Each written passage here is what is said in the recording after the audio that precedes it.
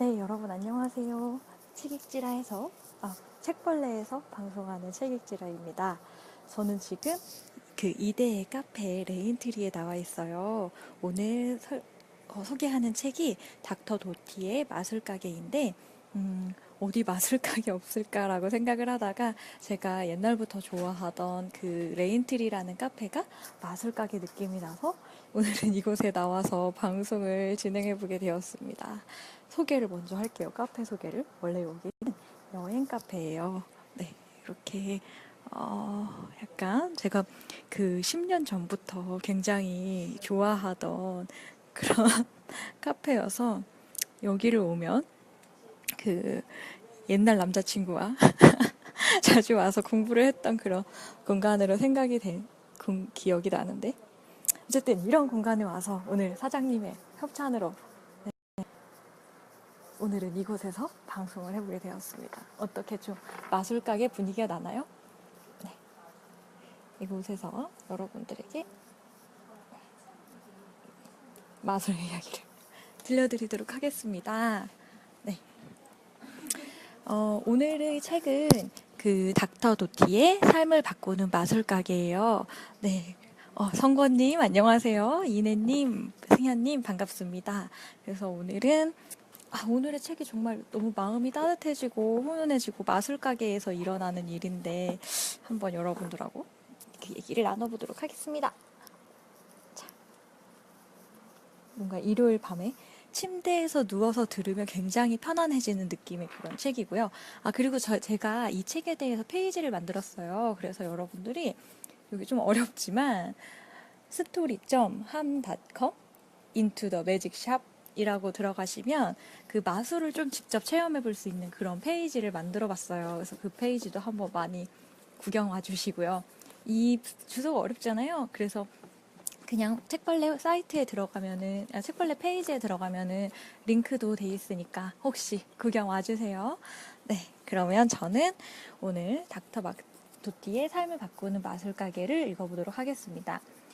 이거는 그 닥터 도티라는 아저씨의 실화예요. 그래서 여러분들 테드 동영상 검색해보면 또 그 닥터 도티가 얘기한 그런 것들을 보실 수가 있는데요. 이분은 실제로 미국의 신경외과 의사이면서 굉장히 성공한 분이고, 그리고 사업적으로도 성공해서 그 굉장한 부와 명예를 누리기도 했었고, 근데 또 어린 시절에는 굉장히 가난해서 아버지는 알코올 중독자에 어머니는 자기가 중고등학생을 나는 동안 3번이나 자살 시도를 하셨었고 막 우울증으로 자살 시도를 했고 형은 또 게이여서 그 동네 친구들한테 항상 따돌림을 받는 그런 굉장히 불행한 어린 시절을 살았어요. 그런데 그러다가 진짜 실화로 그 어린 시절에 동네 마술 가게에서 할머니 루스를 만나게 되면서 자기의 삶의 행복을 찾아 나가는 그런 마술을 배우게 됩니다. 저는 진짜 읽으면서 굉장히 감동적이고 짠하고 그랬었는데요. 오늘 한번 그 얘기를 들려드리도록 하겠습니다. 네.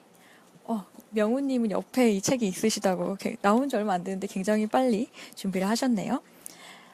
그래서 이 친구는 사실 굉장히 자신감도 없고 가난하고 빈민가에 살고 피자가 먹고 싶어도 피자를 시켜 먹을 수 없는 그런 환경에 살고 있었어요. 그러다가 어느 날 그냥 그 동네 시내에 나가서 마술 가게를 발견하게 되는데요. 그러면서 자기가 아버지가 사준 가짜 엄지 마술을 이 엄지 손가락을 잃어버렸거든요.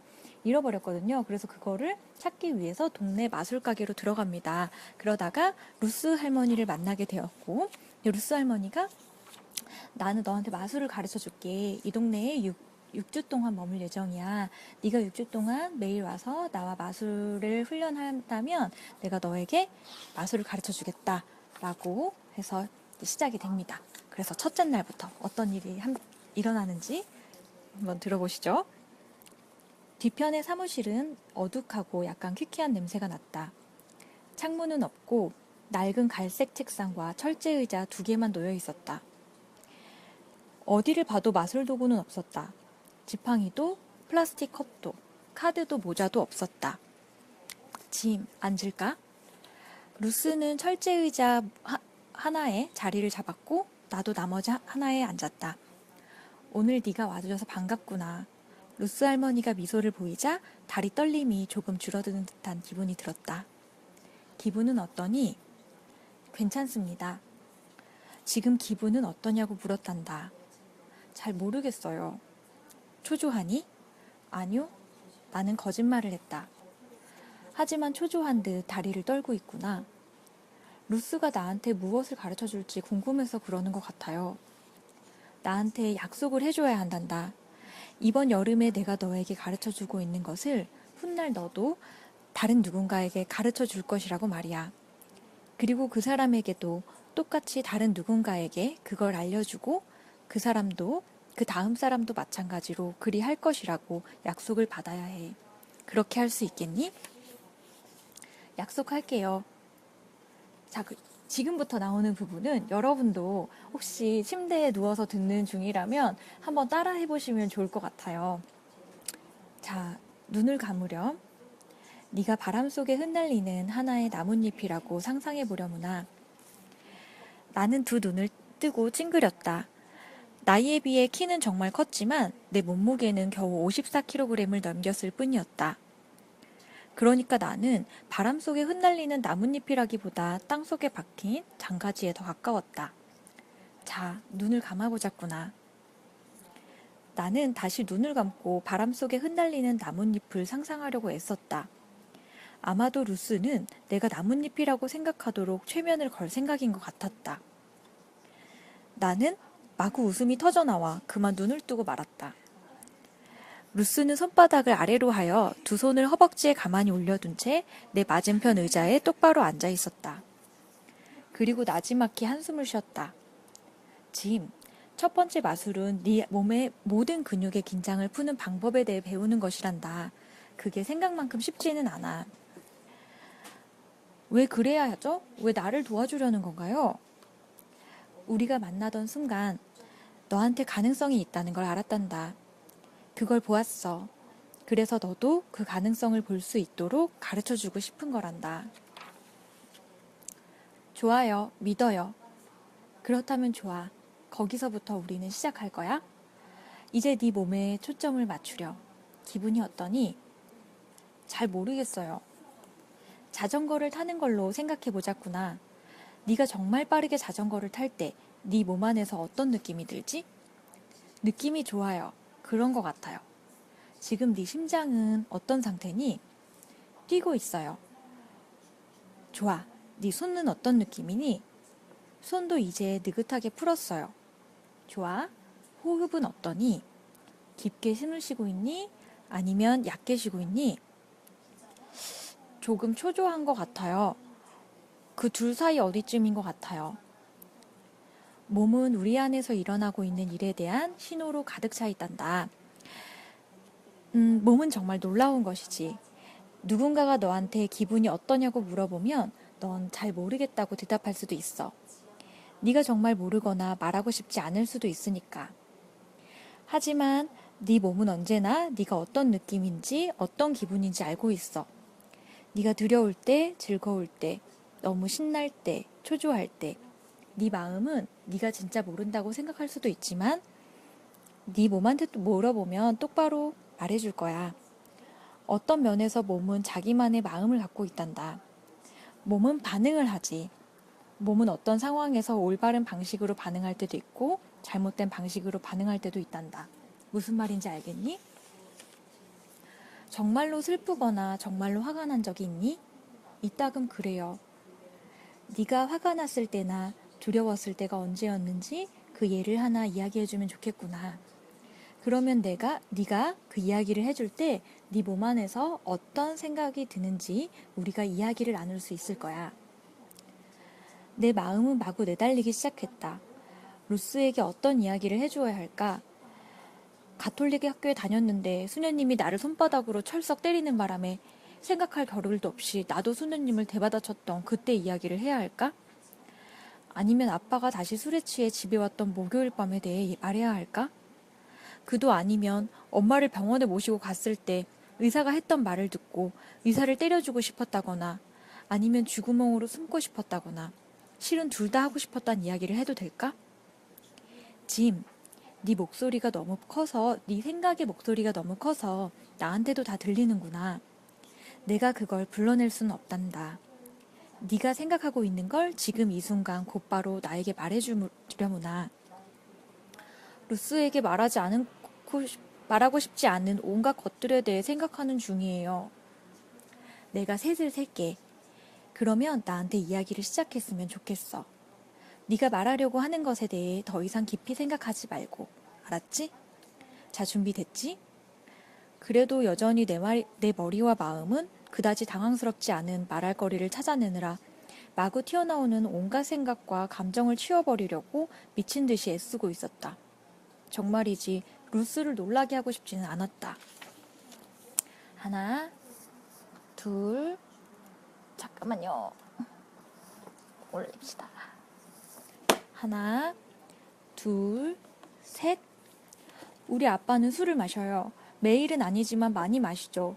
술을 마시러 나가면 몇 주 동안 사라지고 없어요. 그러면 우리는 먹고 살 돈이 하나도 없어져요. 정부에서 주는 공공지원금이 있지만 그걸로는 너무 빠듯해요.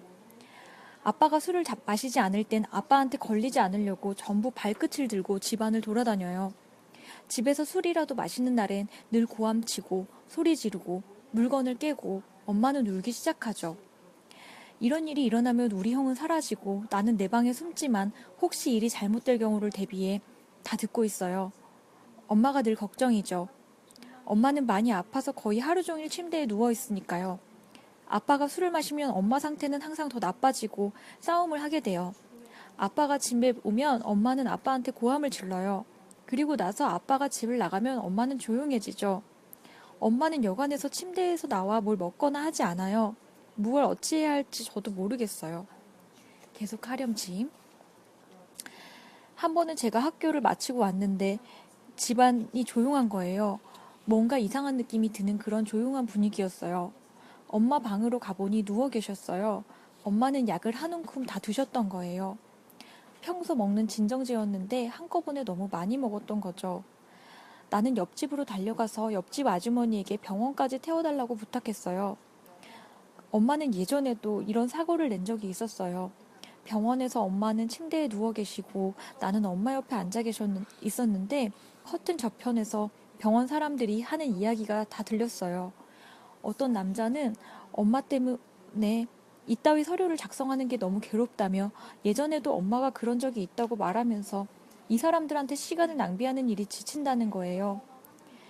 같이 있던 여자는 크게 웃으면서 어쩌면 이번이 마지막일 수도 있지 라는 투로 말하더군요. 정말이지 나는 어찌 해볼 수가 없었어요.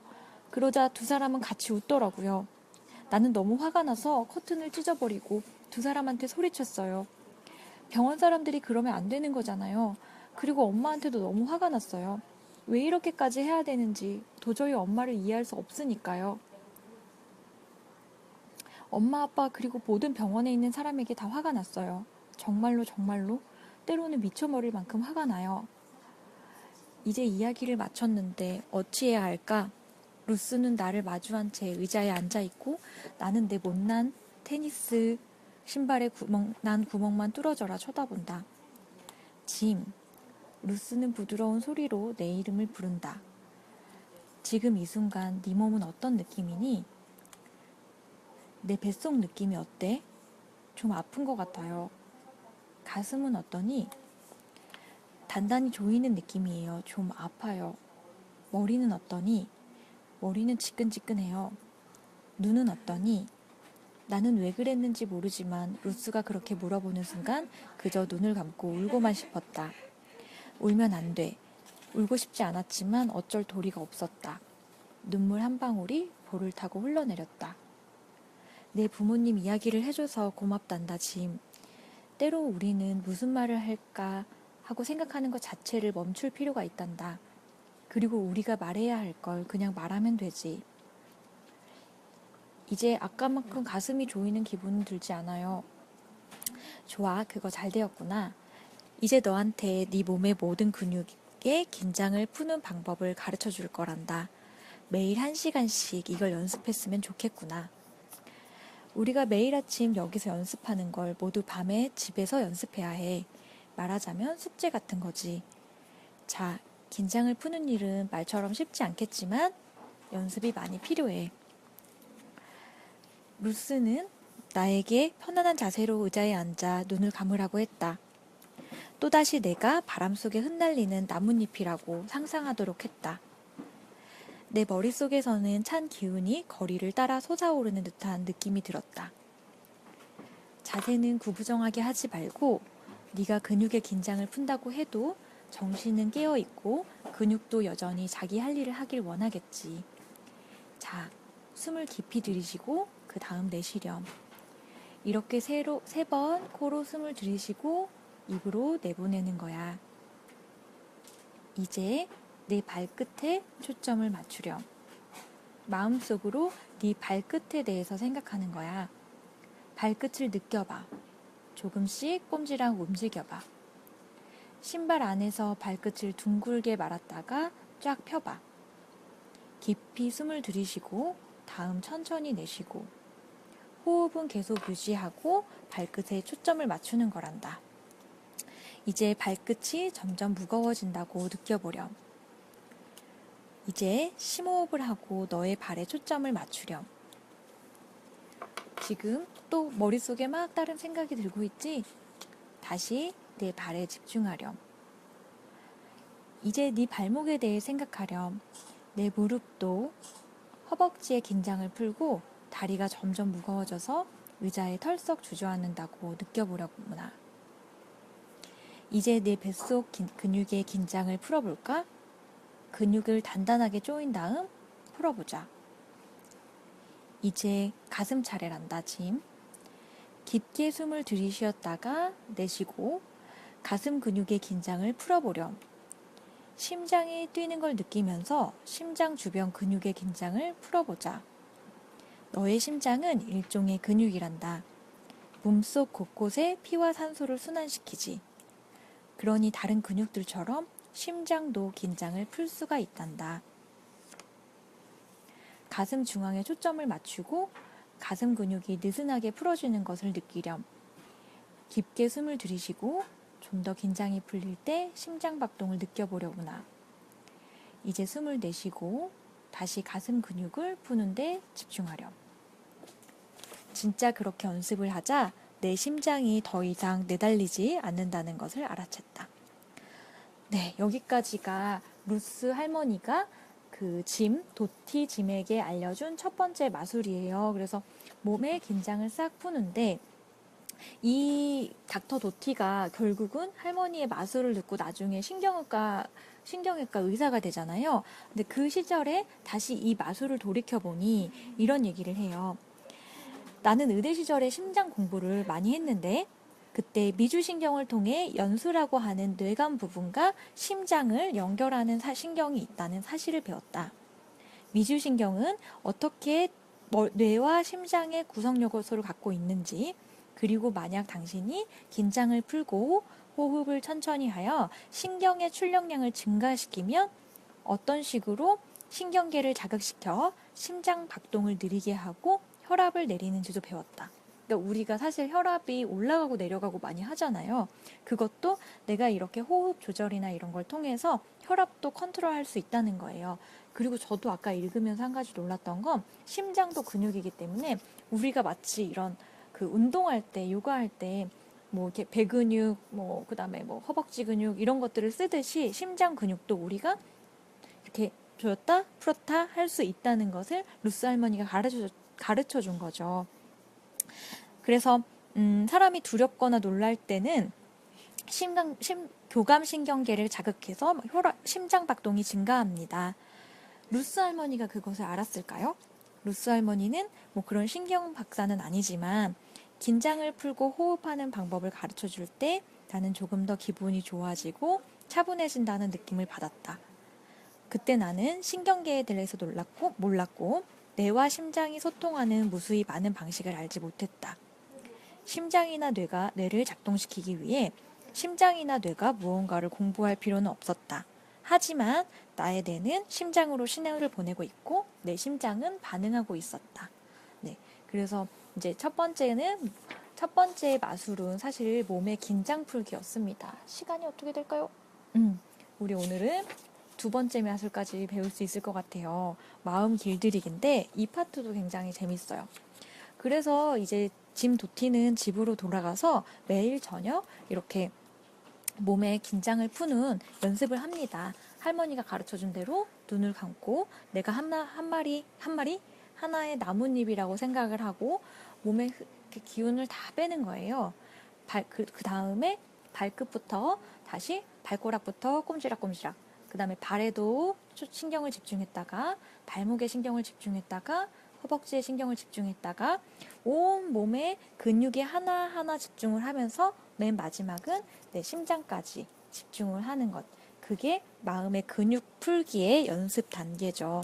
루스의 마술은 총 4가지 단계로 구성이 돼 있어요. 그래서 첫 번째가 몸의 긴장 풀기, 두 번째가 마음 길들이기, 세 번째가 마음 열기, 네 번째가 의도를 명확하게 하기입니다. 그래서 오늘은 요 두 번째 마술까지만 소개를 해드릴 수 있을 것 같아요. 그래서 두 번째 이야기는 마음 길들이기인데요. 자, 그리고 열심히 연습하고 다음 주가 돼서 루스가 다시 할머니를 찾아왔습니다. 할머니가 다시 지난번처럼 자, 의자에 앉아서 네 몸의 긴장을 다 풀고 지난번처럼 긴장을 다 빼보렴. 근데 우리가 지난 시간에는 몸의 긴장을 푸는 거에 대해서 배웠잖아요. 오늘은 이제 네 머릿속을 비웠으면 좋겠구나. 이건 다른 마술 비법이란다. 루스 할머니가 말했다. 좋아요. 어떻게 하면 되나요? 이건 조금 복잡해지지. 네 머릿속에서 계속 생각하기에 대해 생각을 할 테니까. 네 머리가 생각하려는 순간 그것에 대해 아무 생각도 하지 말고 생각하기에 대한 생각하기를 멈추어야만 한단다. 아니, 무슨 말이지? 내레이터가 무엇인지 아니? 물론이죠. 나한테 긴장 풀기 비결을 통해 루스가 나를 어디론가 안내하려는 것과 같잖아요. 집에서 긴장 풀기 마술을 할 때는 어떻게 하니? 여기서 하는 것과 똑같은 방식으로 해요. 나는 거기서 너를 안내하고 있지 않은데 그러면 누가 그것을 안내해주지? 루스 할머니가요. 내 머릿속에서요. 하지만 네 머릿속에 있는 건 진짜 내가 아니지 않니? 누가 안내해주고 있는 거지? 내가 알고 있는 한 나한테 집중하고 내 몸 안의 모든 근육의 긴장을 풀라고 말하는 머릿속 목소리는 바로 루스 할머니의 목소리였다. 바로 루스 할머니의 목소리예요. 하지만 그건 실제로 내가 아니야. 그렇다면 누가 하지? 그럼 저인가요? 그래, 바로 너야. 네 머릿속에서 너 자신에게 말하고 있는 건 바로 너야. 하지만 네가 내 목소리를 원하기 때문에 내 목소리처럼 들리는 거지. 이 내레이터는 사람 흉내내기에 선수란다. 누구 목소리라도 들리게 할 수 있어. 그렇군요. 우리 모두는 이 목소리를 다 갖고 있어. 그 목소리는 끊임없이 우리 머릿속에서 우리한테 말을 해. 아침에 일어날 때부터 밤에 자러 갈 때까지 한순간도 빠지지 않아. 항상 거기에 있지. 한번 생각해보렴. 그건 마치 다음 음악이 뭔지 알려주는 라디오 DJ 같아. 네 머릿속의 DJ가 하루 종일 모든 일에 대해서 온갖 이야기를 다 해준다고 상상을 해보렴. 너는 그 상황이 너무 익숙한 나머지 아마 네 머릿속 라디오 볼륨이 최대치로 올라갔다는 사실도 모를 거야. 그러니까 라디오는 절대 꺼지지 않아. 그런데 머릿속 이 목소리는 네 삶의 매 순간을 좋거나 나쁜 것으로 판단하고 있어. 그리고 네 마음은 그 목소리가 너한테 말해주는 것에 반응하지. 마치 그가 실제로 너를 잘 안다는 듯이 말이야. 문제는 대개 네가 보이는 반응은 너한테 그렇게 좋은 게 아니라는 거야. 그런데 내 머릿속에 있는 게 나인데 내가 나를 모르는 건가요? 아니야. 네 머릿속에 있는 목소리는 네가 아니야. 진짜 너는 그 DJ의 목소리를 듣고 있는 사람이지.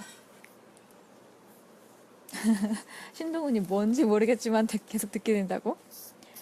이렇게 이해했으면 좋겠구나. 네 머릿속 목소리를 믿을 순 없어. 항상 너한테 말하고 있는 그 목소리는 대개 옳은 경우보다 틀린 경우가 더 많단다. 이 마술의 비법은 그 목소리의 볼륨을 낮추고 결국 소리를 완전히 꺼버리는 방법을 배우는 것이라고 생각하면 돼. 그러면 지금 내가 하는 말이 이해될 거야. 한번 해볼게요. 지금 그 DJ가 뭐라고 말하고 있니? 바로 지금 이 순간 네 머릿속에서 그 DJ 말이 루스 할머니가 지금 무슨 이야기를 하고 있는지 잘 모르겠다고 말하고 있어요. 그리고 이런 건 통하지 않을 것 같다고요. 또한 그 DJ는 이 모든 게 정말 바보 같은 소리라고 말하고 있었지만 그걸 루스 할머니에게는 말하지 않을 작정이었다. 루스는 미소 지었다. 좋아. 자, 지금 너는 네가 무엇을 생각하고 있었는지에 대해서 그냥 생각했어. 그게 바로 이 마술의 첫 부분이란다. 우리는 이제부터 생각하기에 대해서 생각하는 연습을 할 거야. 이제 눈을 감고 몇 분간 다시 네 몸의 긴장을 풀도록 하자. 나는 눈을 감고서 지금까지 100번은 연습했던 긴장 풀기 순서를 차근차근 진행했다. 발가락부터 시작해 점점 위로 올라가 머리 맨 꼭대기까지 이어졌다. 머릿속에서 각 부위를 떠올리면서 모든 근육의 긴장을 풀어나갔다.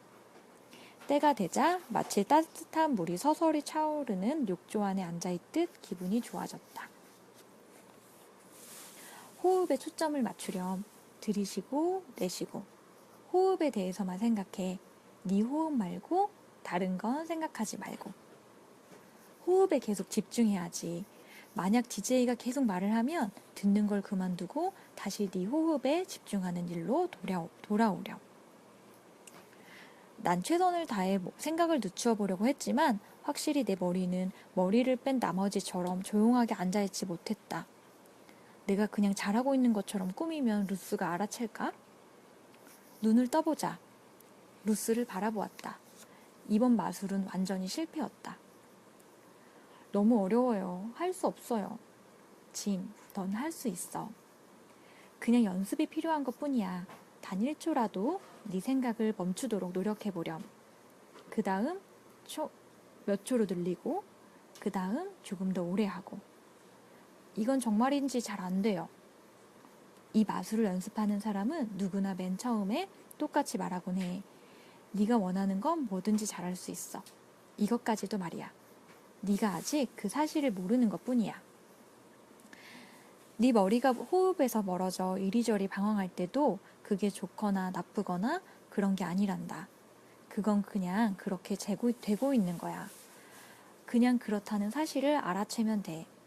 그 다음 머리를 네 호흡으로 돌려주면 된단다. 다시 호흡에 집중할 수 있도록 도와주렴. 그게 다야. 누가 네 마음과 머리를 통제하는 주인인지 보여주기만 하면 돼. 내가 바라는 건 네가 생각을 하고 있을 때 그 순간을 알아채면 된단다. 그리고 나면 네 머리가 여기저기 사방으로 뻗어나가지 않고 있다는 사실을 눈치채게 될 거야. 연습할게요. 그렇지. 아주 좋아. 그게 네가 할 수 있는 전부란다. 연습하고 더 많이 연습하고. 우리가 함께 있을 때 하던 방식으로 하면 되는 거죠?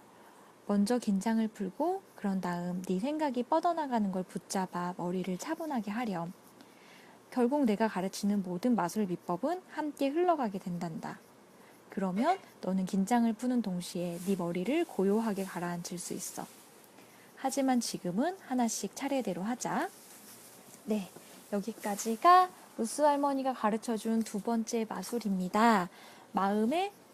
내 마음을, 내 머릿속의 생각을 주인은 나다. 내가 컨트롤한다. 라는 걸 배우는 방법이에요.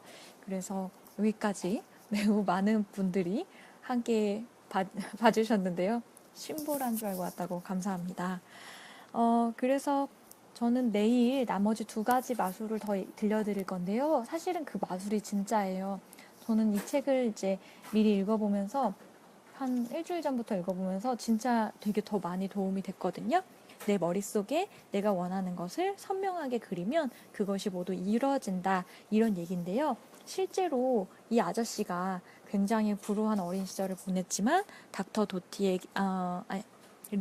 루스 할머니에게 마술을 배우고서 정말 자기가 원했던 의사가 되고 싶다. 그 다음에 포르쉐를 갖고 싶다.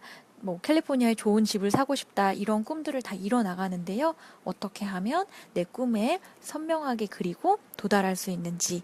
저는 내일 이 시간에 다시 들려드리도록 하겠습니다. 오늘 여러분한테 그 마음 편안하게 하는데 도움이 됐으면 좋겠습니다. 제가 오늘 여기 이대에 있는 레인트리 카페까지 와서 진행을 해봤는데요. 여러분들 모두 일밤인데 편안한 마음으로 오늘 들었던 마술을 연습하면서 푹 주무세요. 여러분 안녕히 주무세요. 안녕.